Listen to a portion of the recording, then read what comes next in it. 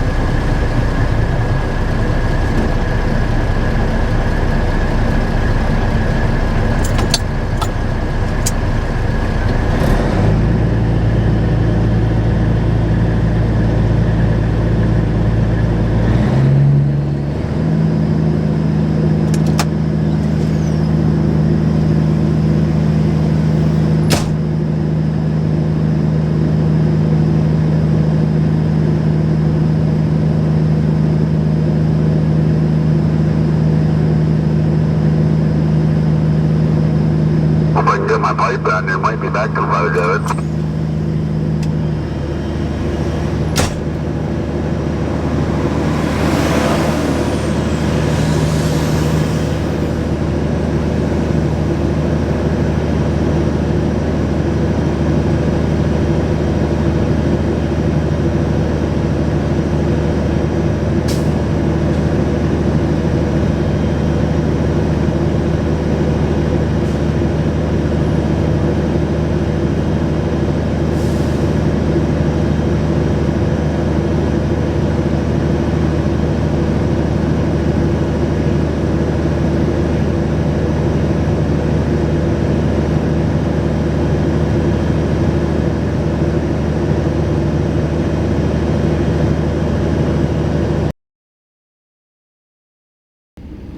Okay, as you can see, we got the frac tank set up next to the road.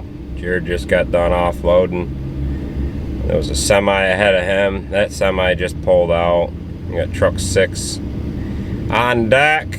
Tim is pulling up. He's gonna pull up and he'll back in and he'll start loading on that. They try to keep enough room for the next truck to get in there, and then the whole idea is they have to make sure that this frac tank stays full so that they can keep pumping out of it and across this field, and we'll go over and visit him here in a minute.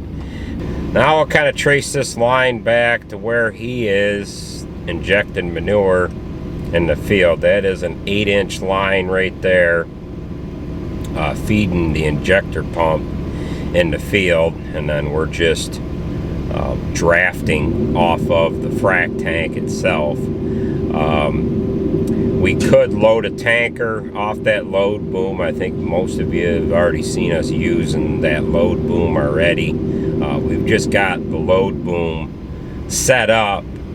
We're not using it, but that load boom cradles into the frac tank itself, and we've just got it kind of set up to be out of the way. So got a semi dumping in the back, straight truck in the front, another straight truck just pulled up. Now we're going to follow this line across the field. They are, I can't remember how many feet of hose they said they've got laying out, but it's about a half a mile anyways back in to where he is injecting manure here. The advantages of draglining the manure the way we're doing it now, we can actually move a lot more manure in a hurry compared to taking it out and putting it into tankers. You can see where this line is laying, and then where this land is all the way back in here. It would be a lot of traveling with the 8,500 gallon tank that we have and the 6,000 gallon tanker that we have. I don't know a lot about how this whole drag lining works as far as laying out your hose and making sure that everything works right for you. But this hose has got to be some tough stuff, because that is hooked to all that long pipe coming off the back of the tractor, and then all that tractor has on it is just a manifold to set the manure out into the 10 different lines that are on the back of that. So it's got a big large manifold that sets up on top of the rear axle. And then the reason why that pipe is so long is so that he can swing around on the corners so that he's not kinking the hose. And then there's a large hydraulic cylinder on there that he can actually move that and manipulate that pipe where he wants it, so that if he's turning and whatever, he can put that hose right where he wants it. So they, other than some manure sitting on top of the ground here and there, but right where he's actually injecting it, it's going right in the ground real nice. So we'll visit him with a close-up action of the camera here In a little while, we're gonna leave these guys alone here now. Alright folks, we're gonna walk over and look at the pump itself and just kind of explain that stuff. We're gonna explain it right now because you're not gonna be able to hear me once I get over near that pump.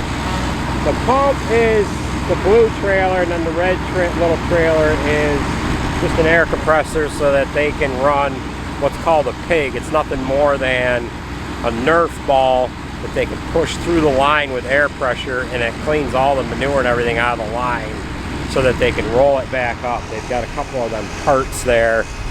I don't know what the heck they hold, maybe half a mile to 3/4 of a mile of hose each, I'm not sure. But we're gonna walk over there.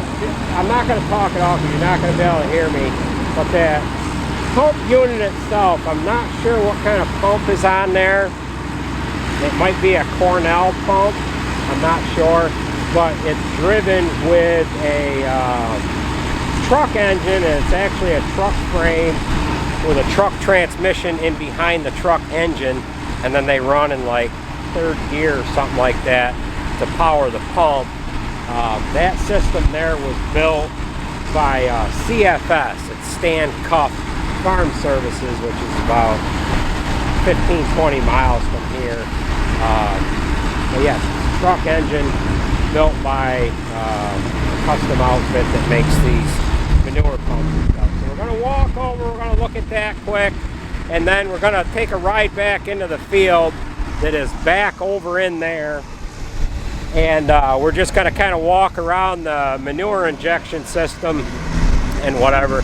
You've already seen everything from the drone. We're just going to kind of get a little close, a little closer to the system here.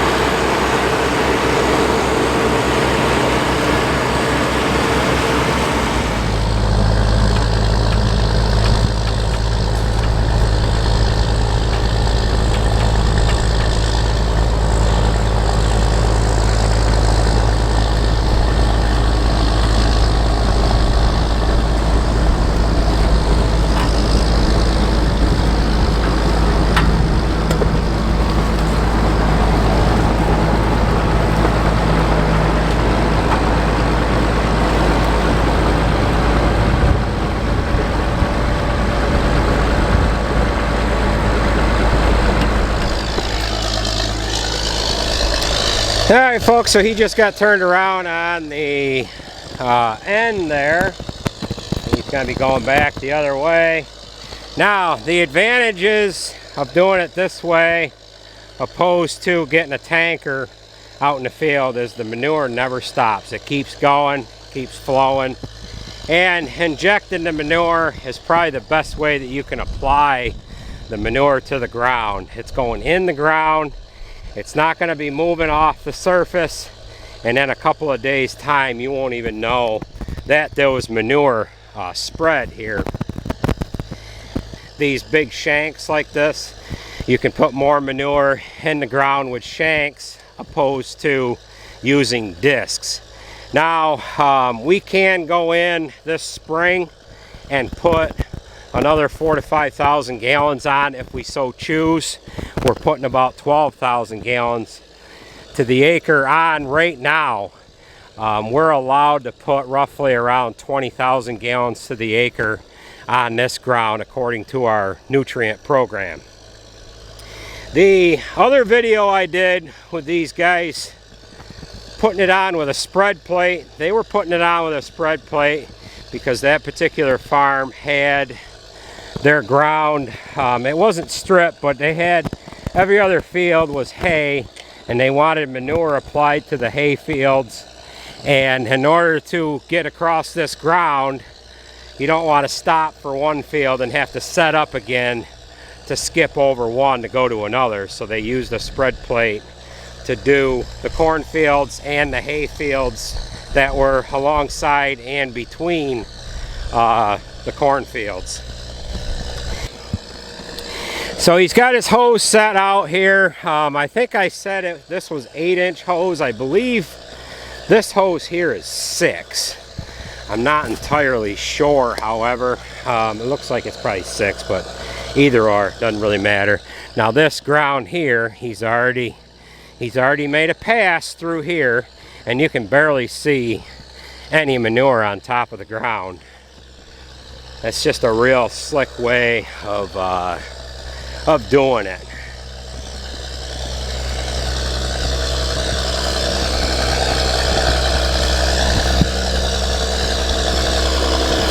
And we're walking right in behind this. Now this is probably not the best spot for me to be. One of these hoses blew, but this is a way that we can get the camera in there. This is a 95-20 tractor. I'm going to turn the camera around. This sounds beastly. The mic around, rather.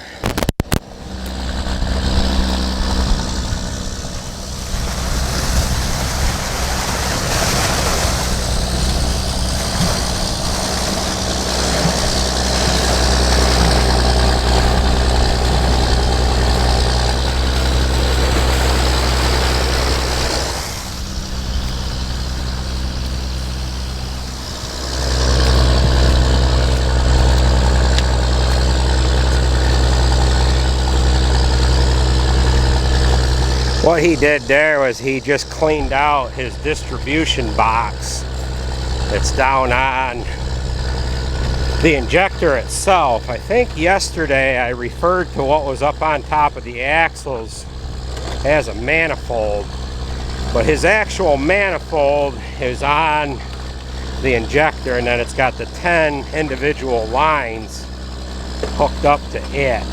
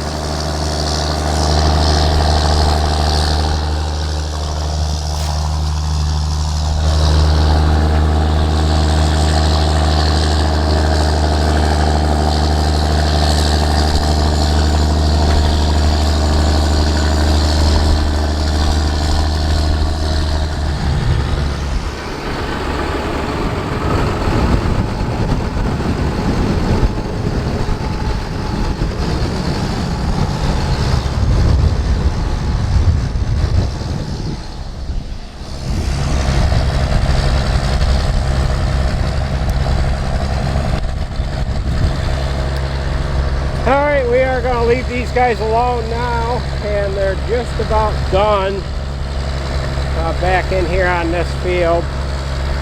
As you can see, it is a slick operation. It's about the only real way to put down a good amount of manure and not have to worry about the manure going in places it shouldn't go. So we're going to get to the combine and leave these guys alone.